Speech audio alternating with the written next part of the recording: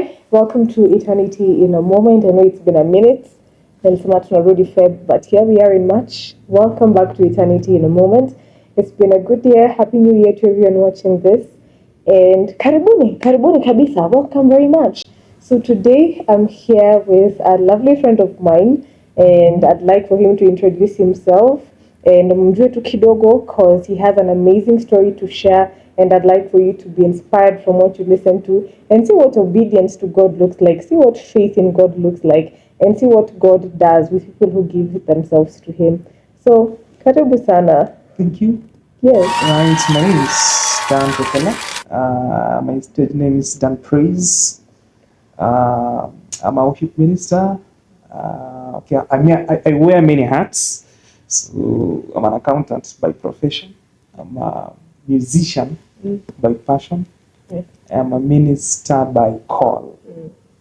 And I used to model as a hobby when I was in campus. I think we will put some photos for people to see after this. You umesema hiyo model.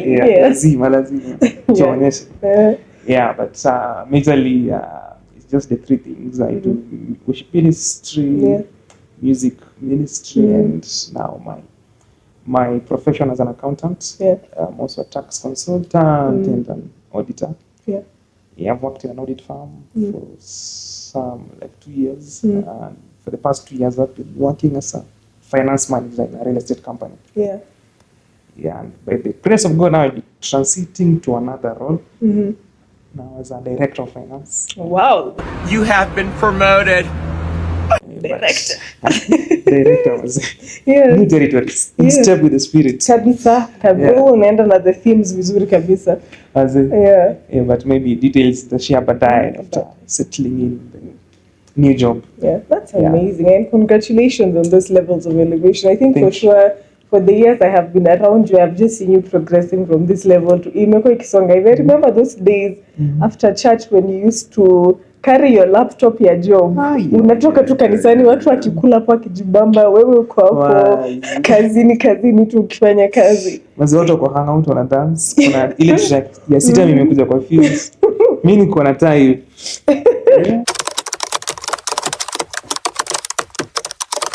Anyway, it's deadlines, seasons, and of course I was working in an audit firm, and there's so much pressure for those who work in audits. So it was in that season, but seasons end, and now I'm in another season. I'm now transiting to another season. Above all, we thank God for everything. We do thank God, man. It's because I can only imagine, just sometimes I think the story, when I think of you as Dan, you and David mnaendanga in sync. Acha chocha. I am very genuine. Utafanya discuss this year. Lala leo juu ya nje nyumba hata kitaka.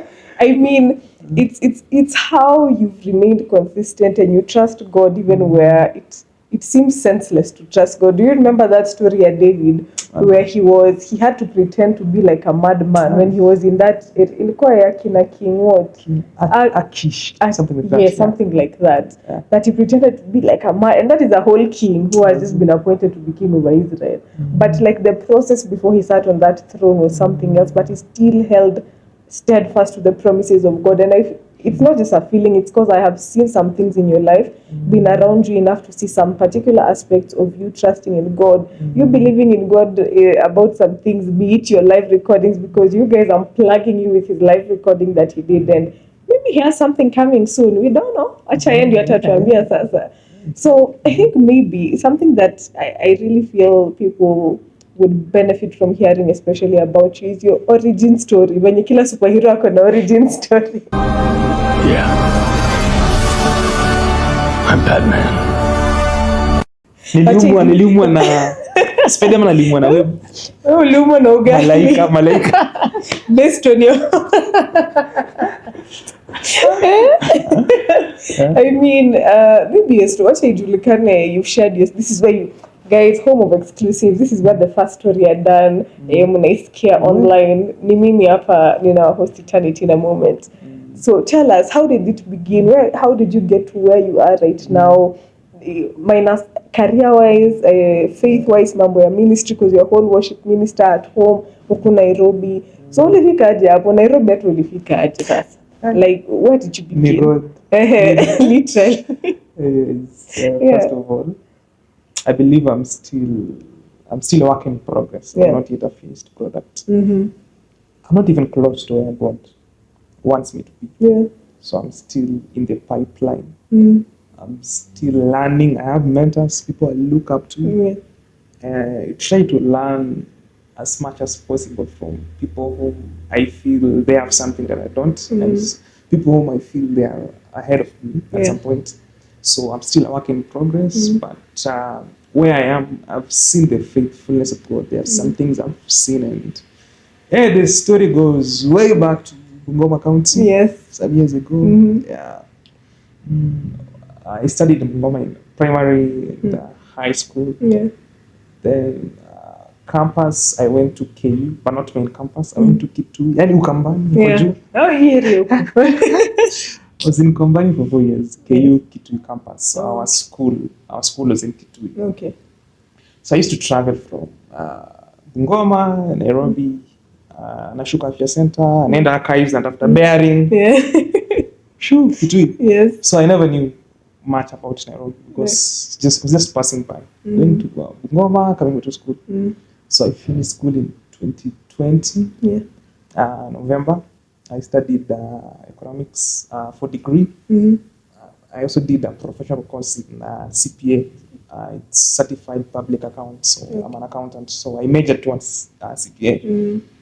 Yeah. So then when I finished, of course, I went back to Bungoma for the December holiday. Okay, I'm in a family of 4. I'm the only boy among 3 girls. I'm the firstborn.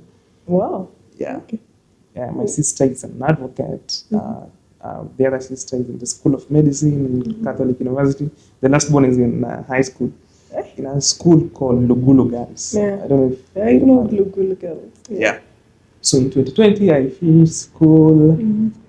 December, I'm in Bungoma serving in my home church, King Jesus Faith Church. Najua kuna watu wanawatch watu wa King Jesus Faith Church Bungoma. Valerie, I can, yeah. So I served there. Then in January now 2021, still serving and just trusting and believing in God because now I've finished school and just looking forward to transit to the corporate world. Yeah.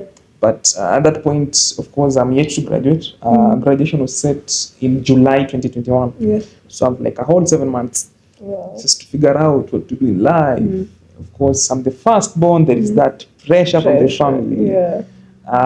In church, I was a youth leader, mentoring many people. So a lot of people are looking up to me. So this pressure flani. Yeah. So in January, I'm at home. Then I began feeling out of place. Of course, I'm serving. I may apply to jobs, but just feel out of place. Like, this is not my place. Yeah. There is something, this like, I feel like there's a place I need to go and occupy or conquer, something like that. Yeah. And so it was during that 21 days prayer and fasting of January. Yes. Just seeking God. Then after the 21 days, God spoke to me. Hey, bro, you need to go to Nairobi and there's a place I'll lead you. So he never told me exactly how to go, but just to, like Abraham. Ulifanywa kama Abraham, pack your bags. Go to a land that I'll show you. Once I might be my mama in Nairobi. And I don't have close relatives in Nairobi. So my mom was like, hey, kijana unaenda wapi? Kwa nani? Mimi naenda tu, I'm just going. Nitajisotu mbele. And something funny about me, okay, mi nakuanga survivor all the way from high school campus. So my mom trusted me. Yeah. Sawa. And yani alisema tu sawa hivyo akakurelease when. I didn't release me. Yeah. So, but by then, we had so much, maybe some financial strain because my 3 sisters were in school. My sister who was following was in the school of law, Kenya School of Law by then. So the other 2 in high school. So there's so much financial strain. Yeah. Actually, sikuwa nafanya kuja Nairobi. It's a friend of mine called Wiki. Yeah. Alijenga 3K. Shout out to you, Wiki. Wiki alijenga 3K. Me, I came with my guitar and my laptop bag. Tunamwambia wewe na David mko same WhatsApp. Wapi? My guitar and my laptop bag. So manze mimi nikapanda gari. Alafu ilikuwa time ya COVID. Yes. So there is that curfew. Yeah. Ilikuwa curfew 8 p.m. From Bungoma to Nairobi it's like 9-10 hours. So I left at around 8. I arrived at Afya Center at around 6. So by 7 nimeshuka kwa gari. Then kuna ile rush because curfew. Yes. Then mimi sijui naenda wapi. Nimeshuka hivi na watu wana rush. Max nini. By the way, where am I going? Gosh, good. Can you imagine? Guys. 8 ni curfew. Then I remember I have a friend of mine. He's a student. Yes. He lives along Thika Road. Okay, and by then ilikuwa in some slum. I don't want to say the name for the sake of people who stay there. Kwa wenye mnajua. If you know, you know. In some slum along Thika Road. Yes. And he's a student. Hey, by the way, acha nipigie mse. Kamcall. Niaje? Mazimi na kamivi. Alafu najua like something funny about boys. Tunanga stress mingi. Tunanga story mingi. Mimi ndo anaweza kuja ananiambia si kama mademo lazima nikupange I'll be coming into you better panga mimi uweze kuja. Brother ana show up. Kesi baadaye. So I'm like, hey bro, nakuja. Yes. Aweka. Niambie kufika. Kapanda mat. Zile Manchester za Thika Road. Kaenda nikafika kwake. So kufika hivi, you see the way let's say if I visit you as a visit, there's a way you'll receive me, you prepare some food because I've traveled for like 10 hours, I'm tired. You prepare a place to sleep. Hey, kumbe bro ndio mashida hata yeye alikuwa mimi alikuwa pabaya. The guy not cooked anything in his house for 21 days. Alikuwa naomba. Unajua ilikuwa ile prayer season, but for him is not spirit led, it is circumstantial. You see, circumstantial. Una fast not because kuna neema, but circumstances. So every prayer meeting, zile prayer meetings are Wednesdays. Akosani basi yako. This guy is faithful. He's committed. But in circumstances. So I'm fast 21 days. So mimi kama mgeni nafika hivi so nimetravel 10 hours, I have to go look for food. Yes. Nilete tukule because it's a slum and apike na gas. Anapika na kistove fulani kimebits na and oil anatumia mafuta taa. Tukaenda mafuta zile za kerosene. Okay. I mean in my life I've never seen. Actually gone on for the first time. Like nimesikia kwa radio. My mama akiniambia ile story during our days. Unatoka shule. Kama mafuta taa ala ni real. Kuasha like the whole house is smoke. Inabidi atoe nje. Okay, tukapiga ugali hapo and I think it was some scotch eggs. We took supper, we of course shared. I encouraged him, there is hope. Then he prepared a place for me to sleep, so I slept on the bed kama mgeni, yeye akalala chini pale. Oh, that's so nice. It was a single room. So ni kwa slum. It started raining in the night. Kumbe the roof had some holes. So water started pouring inside. Na sisi inakuja drops. Ni zile baraka za showers of overflowing. Like how in a flood. And it's at night, around 1 in the night. So tuna move bed, yeye alikuwa chini. Imebidi nimekuja kwa bed. Niko like God, where have I brought myself? What have I gotten myself into? Kaanza kumbuka, nimetoka tu Bungoma. I have my own room, spacious, comfy. Huku ni wapi nimejipeleka?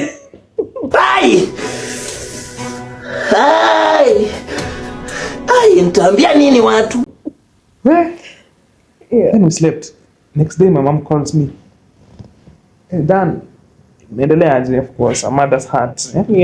Follow up on his boy. I was like, should I lie? Should I say the truth? Let me just say the truth. I told my mom everything that transpired and the Yeah. situation. We are in the slum. My mom began getting emotional. Yeah. So he tells me that the story.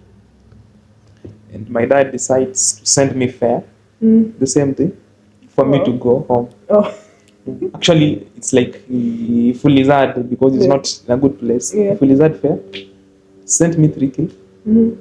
I take a bus, I go back to Bungoma. Yeah. Mbona uende ustrain hivyo? Yeah. Mi ni nani? It was on a Saturday. It was in 13th of February. Yes. By then, 14th was Valentine. Yes. Na sikuwa na kakitu. Na niko na mrembo KU. Si form imejipa. Form 3K imejipa. ndio hiyo hapo. Unajua campus 3K. Mungu bariki watu wengine. 3K. Mi ni nani? But there was this romantic dude playing guitar. Yeah. Nikachukua my guitar. Yes.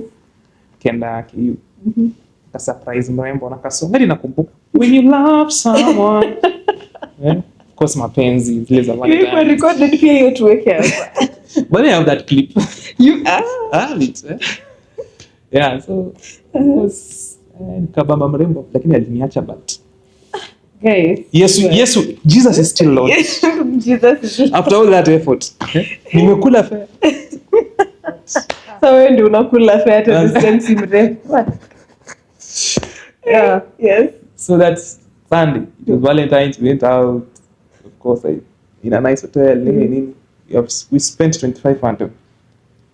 So Sunday jioni niko na punch. Yeah. Monday nimwambia my dad, actually let me rest this weekend. Nikuje Monday. Yeah. Mimi napeleka nao. Kuoneshana mapenzi, lovable pale.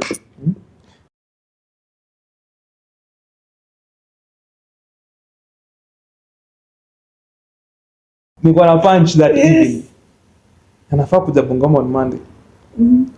So there's an uncle of mine who stays in Jericho. It's along Joko Road. Yes. So he was building a home, a retirement home at that time. So he wasn't in Nairobi most of the time. Yeah. Though he had a house, but most of the time he used to spend in Bungoma just to monitor the house. The family is in the US. Oh, okay. So he needed someone to stay in that house, just so that when he's in Bungoma, there's someone to watch over the house. And previously there were some people who used to stay there, but they could steal things, what. Then he had a story. There's a guy who's come to Nairobi and into a church, easy kuibia. Yeah. Then he got my number. Hey, are you done? Yes, I'm told you are a faithful person. You're born again. Umeokoka. Yes. So I have this house and I need someone to kuichunga tu while I'm away. Yes. Ngoma. Yeah. So you don't need to pay rent. I'll pay rent and I'll provide food. Yeah. Hii mwanaume uko na nyumba na uko na food. What else? You're good. You're good to go. Sasa fomu ikajipa hivyo. Then that evening, Yes. there's a cousin of mine who was in serving at NOS that time. Yes. So he had done an attachment at NHIF Upper Hill branch. So he was traveling that night. Then on Monday he goes to pick a recommendation at NHIF. Then he goes to school. Okay.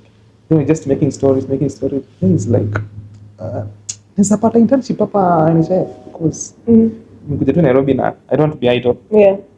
And he's this outgoing person. Even as an attaché, he had made networks. Oh. Actually, he used to know the CEO. Like he was that kind of a person. Yeah. Just an attaché, but he could have lunch with the Yeah. CEO. Like this outgoing person. Wow. So God used my cousin, that cousin of mine, to take me to the CEO's office. Yeah. And I made the secretary. And you see how applying internships in government, like It can be very it's hectic. Yeah. They can reply after 2 years, Yeah. 3 years. So I meet an attaché, not even a An staff, employee, yeah. an attaché who takes me to the secretary without making any application. I just gave my papers, my CPA, my degree. The secretary looks at my credentials like, hey, yo, you find a CPA degree at the same time. Yeah, you must be a smart person. Yeah. When do you want to start? Like, I did not apply for the internship. You want to start? When? Even tomorrow I'm available. Yeah. Yes, I'll come next week.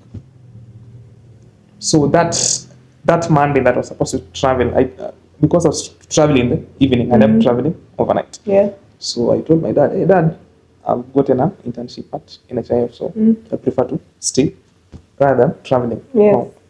And that's how God rescued me. Nilikuwa nimekula fare. Sijui ningeambia nini my dad. Na alifuliza. Utaambia nini watu? Ningeambia nini wazazi? Ningeambia nini kijiji Bungoma, tegemeo la kijiji. Ametumiwa fare amekula. Yeah. So that's how I remained in Nairobi. Yes. Ule mrembo ataka aliniacha. Na alikuacha Valentine's ama alikuacha baadaye? Sasa hiyo February sasa ilikuwa niligraduate July. So after graduating on a Friday, like 2 days. Yani napata degree na naachwa. Na Hadi siku celebrate. Aki sorry. That Aki guys, be time considerate. I'm not one to speak, but anyway, pole sana. Yeah. Una graduate na pia yeye ana graduate kwa mwingine. Pole. But it is well. All things work out. Yeah. So that's how. So kama singekula ile fare ningerudi Bungoma. It was a blessing in disguise. Yes, it was. So I remained around in Jericho, and then I began my internship at NHIF. Yeah. Lafa habari zikafika Bungoma. Danako NHIF. Yes. Head office. Nilipigiwa masi. Nasikia siku hizo natembea na kina Matiangi.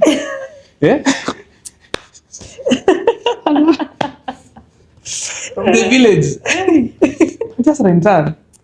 After 2 weeks, mtu ananitumia text. Nimepanda mahindi nahitaji mbolea. Just return come. Wow, kisikia uko government uko kila pahali. Hata uko na president hapo umekaa kando naye. Yeah, so it was interesting. But it was a nice experience. Yes. Just networking and gaining that experience.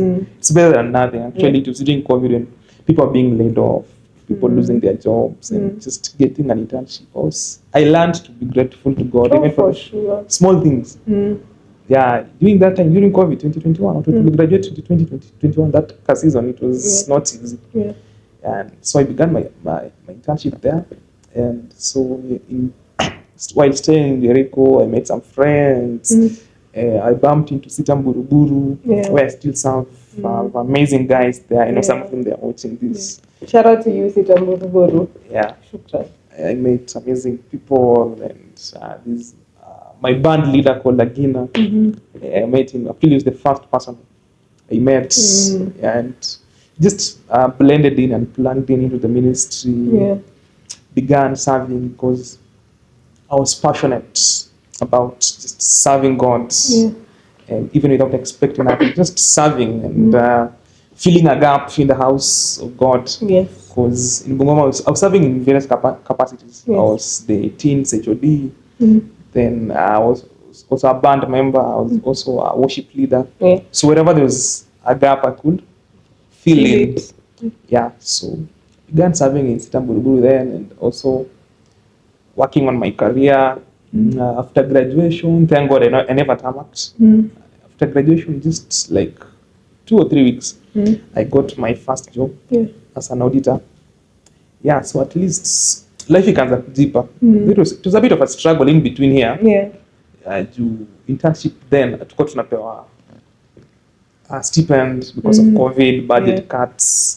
So tulikuwa tunapewa tu lunch, chai na lunch, stipend, jisort, kama supervisor maybe ajisikie poa, kubariki na kitu. So sometimes pia kupata fare kwenda job. Tuza hustle. Because sasa juu kusave. Sasa napanda gari kutoka Buruburu nashuka OTC. Natembea all the way to Upper Hill. Wow. Same case na jioni. You sure you're not Israelite? Hizi Exodus. Lazima uniingilie. Lakini sije kwambia kitu. Tell me. Unajua Olio alitoka Misri. For real, enda Google. Olio alitoka Misri. Olio alitoka Misri. Enda Google. Imetoka wapi?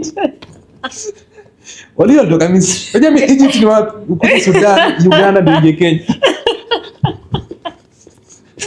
Guys, my people from this side, Western Kenya, please Olio alitoka Misri. verify this fact for me.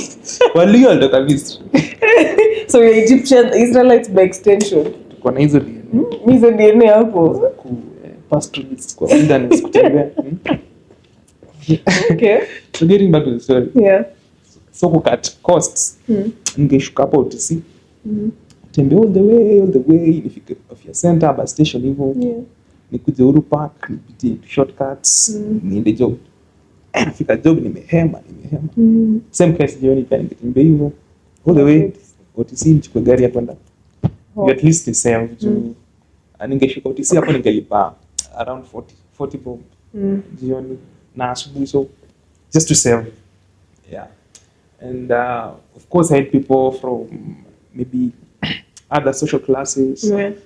Mtu anachukua Uber uko food sudish. Sasa kuna kale ka pressure. But something funny, I learned to not to look like my problems. Napiga luku. You know, you should not look like your problems. Nikuja nimepiga luku kwa like the supervisor. Hawajui ni atachi. Atachi wale watu. Some people used to think, hey, this guy must be coming from some family. Well off. To make matters worse, sometimes nilikuwa nimebeba guitar job. Bus. Yes. So I never used to look like my problems, but sometimes in church, there was a practice, and the house we used to stay in Jerry, imeundwa na some material na ka mabati. So anaina ceiling. So mchana ina absorb heat. So hizi kama mchana. Yes. In that house. Tongua. So kitoka morning ningeenda Buruburu library weekdays. Ama weekends kama tuko na practice. Ningekaa church hadi jioni around 7-6. So that I go to the house. So we finish practice sometimes maybe at around 4-5.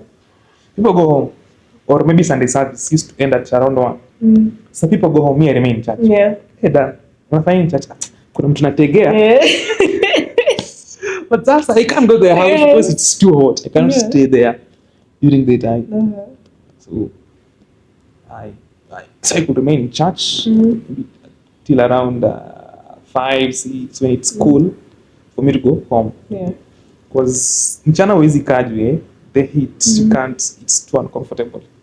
But now that experience exposed me to a life of prayer. You say uka church unafanya.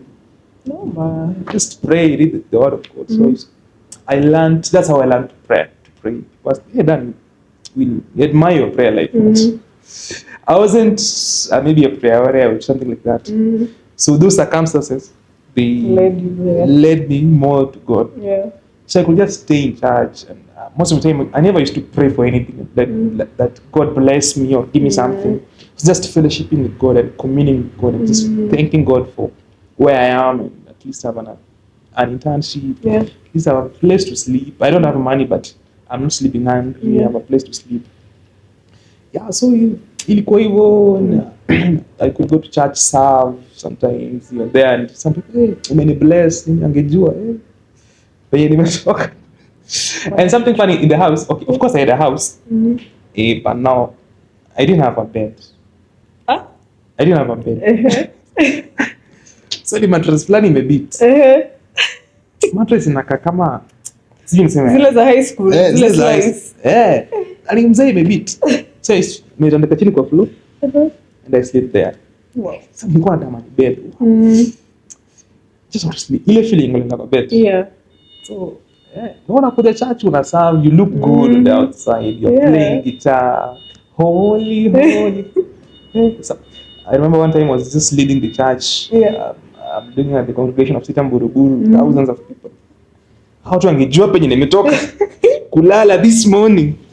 We could never tell. Regardless, God, in the good times, in the bad, just worship God. So that's my journey in a nutshell.